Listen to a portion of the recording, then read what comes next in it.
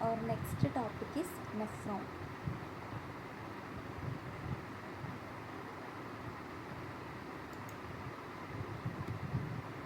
So we have already studied regarding nephrons in our anatomy. So what is nephron? Nephron is defined as structural and functional unit of the kidney. Each kidney consists of 1 to 1.3 millions of nephrons. There are 1 to 1.3 millions of nephrons in each kidney, and the number of nephrons starts decreasing after 45 to 50 years of age, and at the rate of 0.8 to 1% in every year.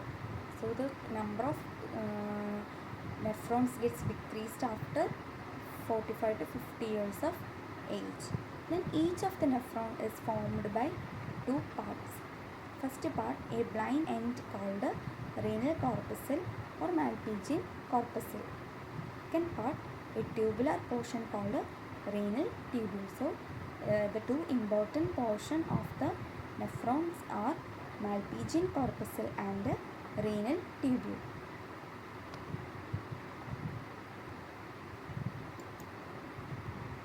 So this is a picture of the nephron. So this portion is known as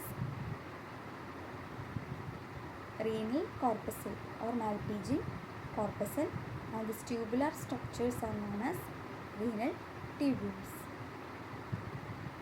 So what is renal corpuscle?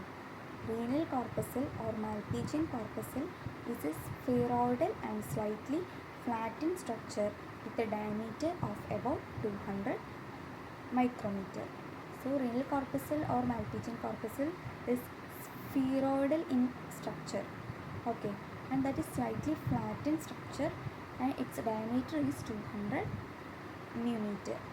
Then functions of the renal corpuscle is the filtration of the blood, which forms the first phase of the urine formation. So the first phase of urine formation is the filtration of the blood. So it is the important function of the renal corpuscle. And second thing is situation of renal corpuscle. Renal corpuscle is situated in the cortex of our kidney, either near the periphery or near the medulla. So there are inner medulla and outer cortex for our kidney that we have discussed in our anatomical section, and the renal corpuscle is situated in the renal cortex, okay, either near the periphery or near the medulla. Then what are the types of nephrons? Based on the situation of renal corpuscle, the nephrons are classified into two types. First one, cortical nephrons or superficial nephrons, which means nephrons having the corpuscles in outer cortex of the kidney near the periphery. So as its name indicates, these cortical nephrons are presented on the renal cortex, okay. So that means nearer to the periphery of the kidney, these cortical nephrons are present. Then in human kidneys, 85% of nephrons are cortical nephrons. So 85% of the nephrons are presented in the periphery of the kidney. But in human kidneys, 85% are the cortical nephrons. Then juxtamedullary nephrons. What is juxtamedullary nephrons? Which means nephrons having the corpuscles in the inner cortex near the medulla, okay, or corticomedullary junction. So as its name indicates, the juxtamedullary nephrons are presented in the renal medulla.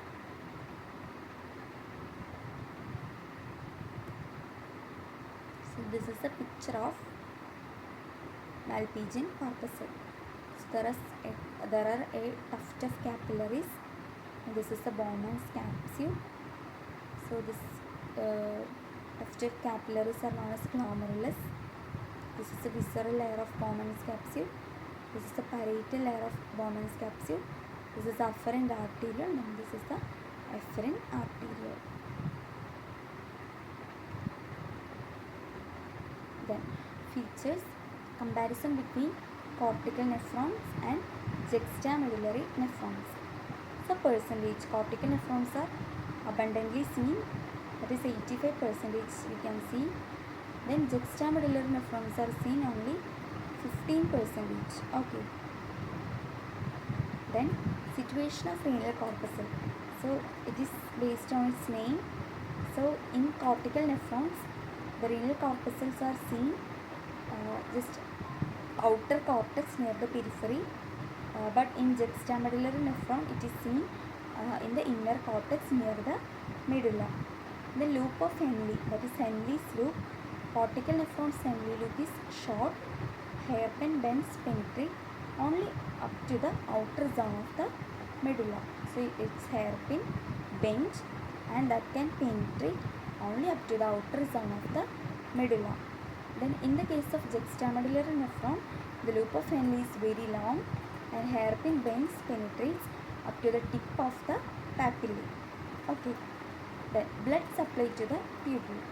So in case of cortical nephrons, peritubular capillaries will provide blood supply to the cortical nephrons. As in case of juxtamedullary nephron, vasa recta will provide blood supply to the tubules.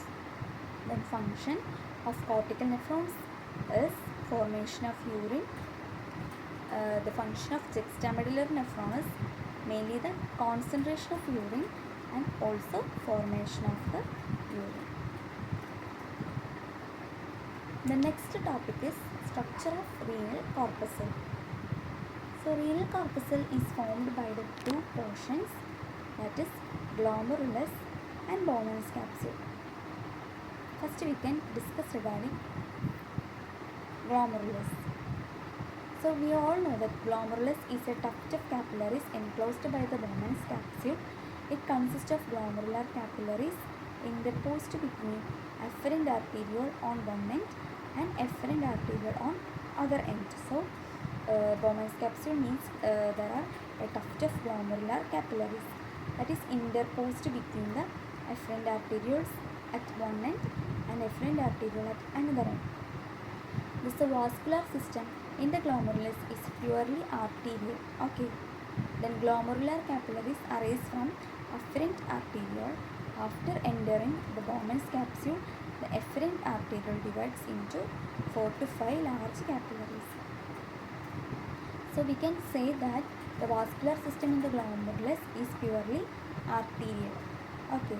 The glomerular capillaries are usually arise from the afferent arteriole. Then after entering the Bowman's capsule, what happened? This afferent arterioles gets divides into 4 to 5 large capillaries. And each of these large capillaries again subdivided into small capillaries. Okay, these small capillaries are arranged in irregular loops and form some of the anastomosis. Anastomosis means connection. Okay, then all the smaller capillaries finally reunite to form the efferent arterioles. So initially afferent arteriole is formed.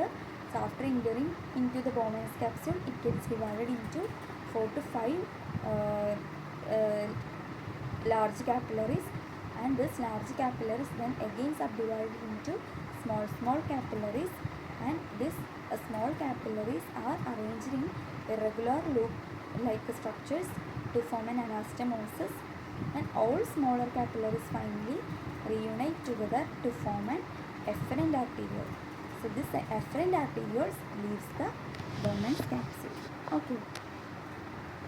The diameter of the efferent arteriole is less than that of the afferent arterioles, because in case of efferent arterioles, so many capillaries are reunited. So the diameter of the efferent arteriole is less than that of the afferent arterioles.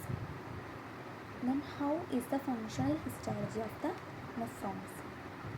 The glomerular capillaries are made up of single layer of endothelial cells, so that are attached to a basement membrane.